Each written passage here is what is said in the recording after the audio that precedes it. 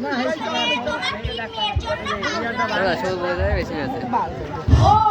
আচ্ছা, তা পান খাবেন না? পান? হ্যাঁ নিন।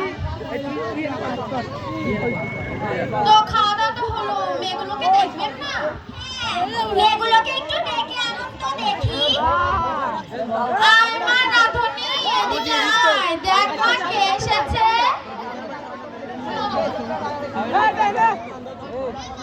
হ্যাঁ মা, ডাকছো কেন? দেখছো না আমি রান্না করছি?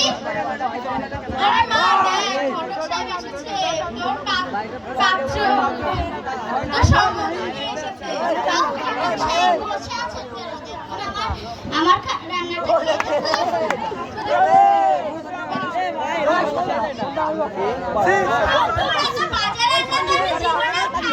আসলে হয়েছে কি, ও ছোট তো রান্না বান্না পারে না, এই জন্য এইভাবে রেখেছে।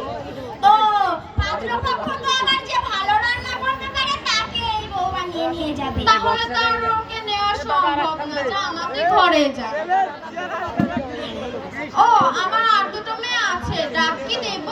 হ্যাঁ ডেকে নিয়ে আসো, ওদেরও একটু দেখি। আয় মা, আয় মা সাজনি, এদিকে আয় মা। আসলে হয়েছে কি মা, দেখ তোর সম্বন্ধে এনেছে ঘটক সাহেব। মা দেখো তো আমাকে কেমন লাগছে? আমাকে তো অনেক সুন্দর লাগছে।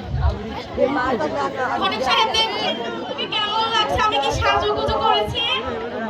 বাহ, তোমাকে অনেক সুন্দর লাগছে। মিষ্টি কষা কিন্তু পাত্রপক্ষের এরকম সাজুগুজু করা আমার পছন্দ না। ছোট বয়সে এত সাজুগুজু